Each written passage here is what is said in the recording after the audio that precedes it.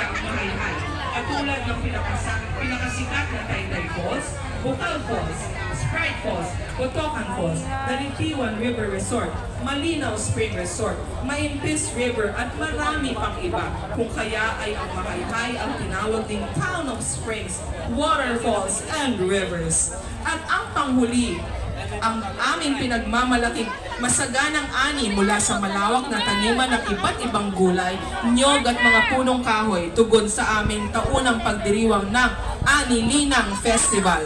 Ang Mahayhay mula sa kanyang pinagmulan hanggang sa mga darating mga araw ay patuloy na nag-aangat at uunlad sa pamumuno ni Mayor Romeo Amorado, Vice Mayor Ariel Arganyosa at mga kagawad ng Sangguniang Bayan.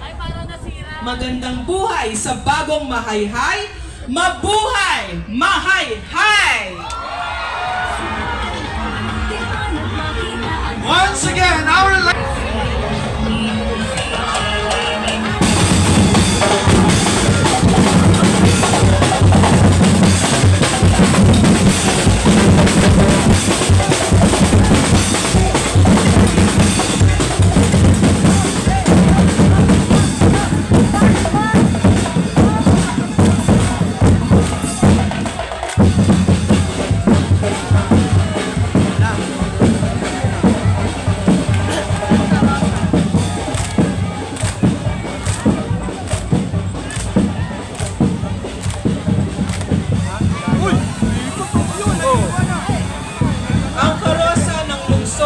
Santa Rosa, pagpupugay sa kasaysayan, kabuhayan at kalikasan. Bago pa man kilalanin bilang lungsod ng Santa Rosa, tinawag itong Baryo Bukol, isang simpleng pamayanang hinubog ng pagsasaka, pangingisda at pagkokobra ng niyog. Ang kasaysayan ng aming bayan ay nakaugat sa sipag, tiyaga at pagkakaisa ng aming mga ninuno na siyang naging pundasyon ng aming pagkakakilanlan.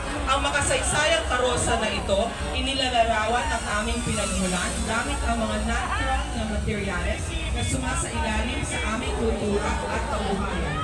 Sa gitna ng karosa, namamayani ang isang gintong leon, ang bandok na sagisag ng aming bayan bilang Lion City of the South.